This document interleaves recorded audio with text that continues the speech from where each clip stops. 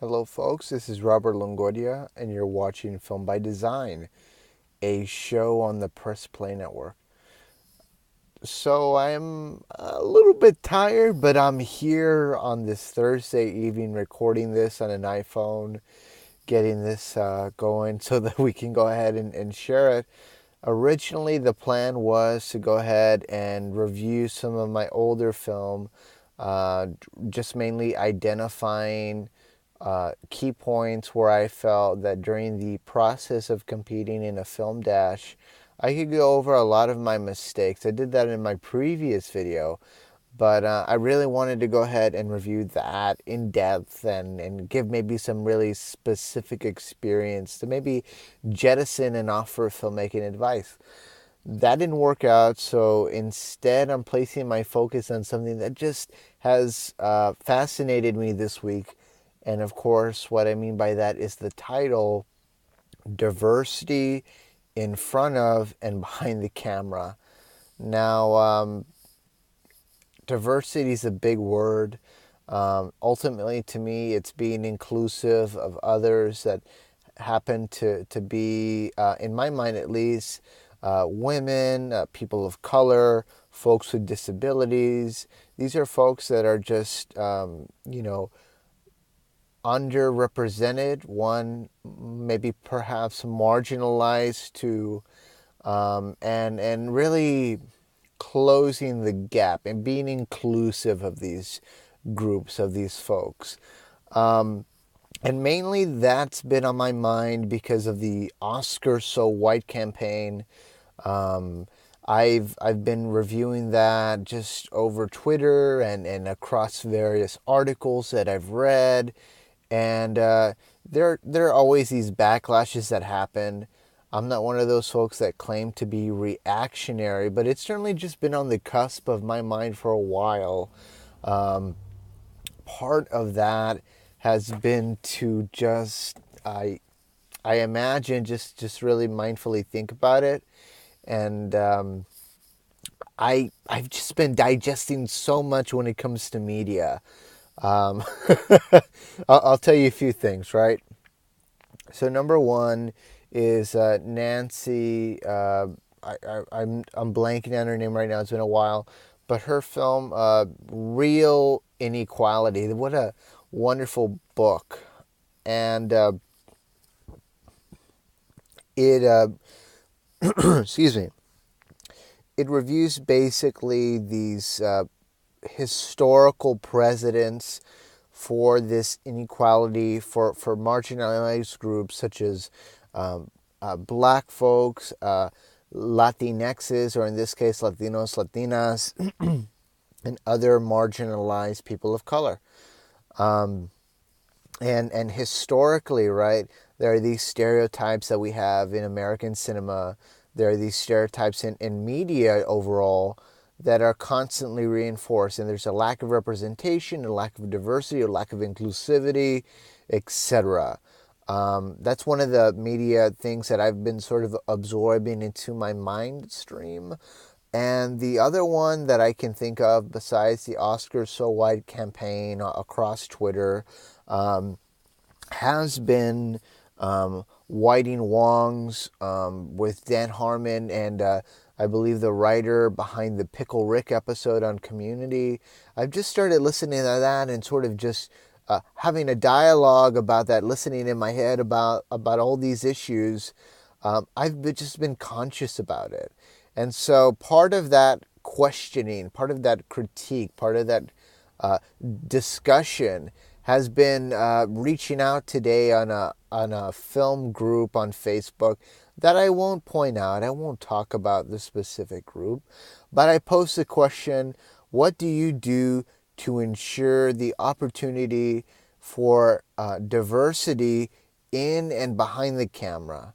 So that specific question, right, or around the proximity of that question, I received a ton of responses immediately, and it carried throughout the whole day. I posted it, I think, about 10 o'clock, 10:30 this morning on the group, and it trickles down about 12 hours later almost. Right now, it's about going to be 10 in a few minutes, and the response I get is overwhelmingly um, a response of denial.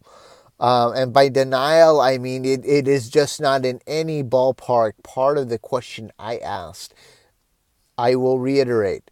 I asked, how do you, how are you inclusive, or how do you provide the opportunity to people, to diverse groups in and behind the camera, right? And so I get a lot of responses that say, I don't even think about that. Or I don't even want to go ahead and do that. I don't want to fill a quota. There are all these I would characterize carefully as I'm trying to think of the answer, and I can't think of anything other than that's not the question I asked. And so I have to think, are they compensating for something? Are they not understanding the question? I asked people that have done that in the past, right? And I get a response that says, no, I don't do it. Or I don't think of that. I hire the best person. That's not the question I asked. But it is a very telling response from a whole lot of folks. It doesn't answer the question, though, unfortunately. But sort of looking at that and listening, not really responding too much. There were some racist remarks stated, I'm not going to lie, but many thoughtful remarks. But the general trend, right, was this sort of apathy, maybe even laziness, when it comes to those type of responses that tended to be no, I don't think about it, or I write to my strengths, or, not answering the question, in other words. I hope to have a dialogue going on. I think it's important to have that. This is clearly an issue that folks need to have, that we need to have as filmmakers.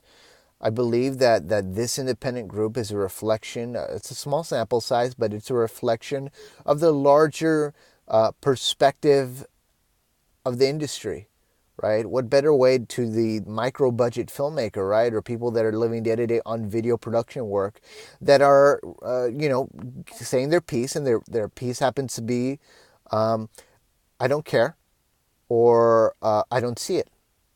And I think that's a problem. That's an issue to address. I as a Latino filmmaker, or I should say, as a filmmaker that happens to be Latino, it is disconcerting to me. It's very concerning to me that representation isn't important to folks that are non people of color, or not, that isn't outside of this range of white privilege, right? And so it's certainly an issue I have yet to tackle on a public forum, but it's something that needs to be addressed, because these are things that we don't process necessarily as racist.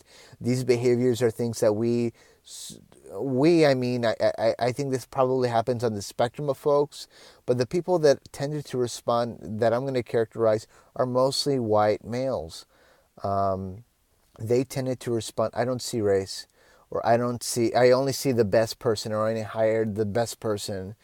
And frankly, that is an issue when it comes to being inclusive of other folks. And the reason that I want to sort of hammer down this is not to have to do, hopefully, with identity politics or anything like that, but more consequently, it has to do with opening the breadth of your experience, right?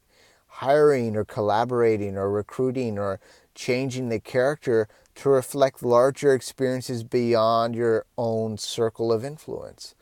I think that's a key mechanism that will continue to add strength and value to your film. Um, and a lot of folks think, well, I have to fill a quota. No, you don't. You have to be at least mindful of who you're working with, who's your circle of influence, right? because it opens up your work to be critiqued, to be discussed, to be, it's kind of like, right, you're limiting your options by not considering having more diverse uh, artists or craftsmen, craftspeople, right, in your film, or collaborating on that on your film. Is it going to be specific for every story? I don't think so. But by virtue of having that, you add a wrinkle in your film. And there's a common argument, right? Is this person qualified enough? Is this person good enough? Are they going to be doing their job right? We're wanting to get people that are at the top, right? Well, of course, you want competent people. I happen to think that the people that you are recruiting that would be interested in collaborating, that you apply the same standards of excellence that you would with other folks, that you go ahead and apply those. There's no difference in that, you know? But you've got to make the concerted effort, I believe, to be inclusive of that. And it also depends, of course, what's your stake in the film production pipeline? Are you developing your own material?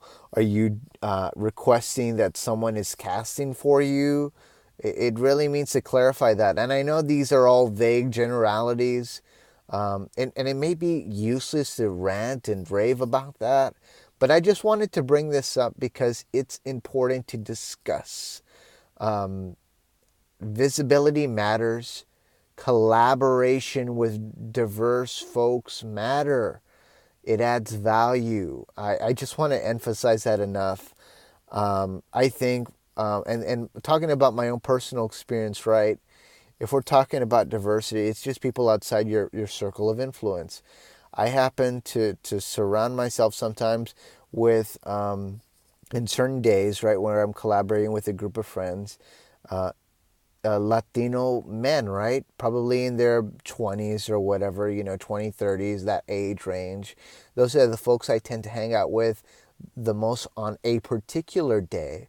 But I make it a point not necessarily to like say, oh, I'm going to hang out with this other person because they're older, they're younger, they're a woman or whatever. No, I like to think that I'm a pretty complex person. I'm someone that has a lot of friends across a wide spectrum of gender identity, age differences, etc.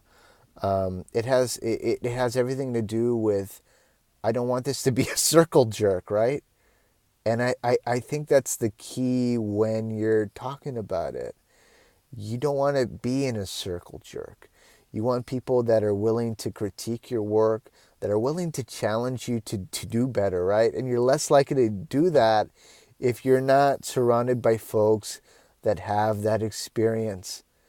And, we can all learn from that. It's looking outside yourself, asking for feedback. It's asking for these opportunities. A lot of these folks are just saying, you know what? I'd like to critique. I'd like to work with you. It's worth considering that. I hope to revisit this issue on a better video. Just this one is more of a vlog than anything else. A quick rant, a quick top point of discussion, more than anything else. In fact, I'm going to be having a Facebook Live tomorrow at about 5:30 Central Time. I don't anticipate anyone looking at this YouTube will be able to catch it. Maybe. But it's something that I want to be inclusive of. I really do. I read the comments, and although I sound a bit frustrated on my end with some of the comments that have disappointed me, I really am here to listen. I'm here to observe. I'm here to recognize the codes and the language and that people use as excuses to code behavior that is lazy, behavior that is just apathetic. Why aren't people putting in the work? What is it stopping you? It's like making a film, right? Some people say it's hard enough to make a film. I think it's hard enough to make a film, and it's even harder to make a good film.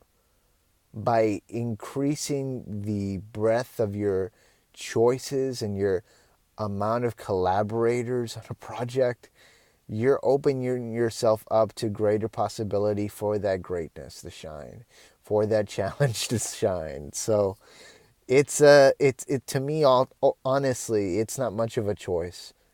You're challenging yourself to exceed your own expectations.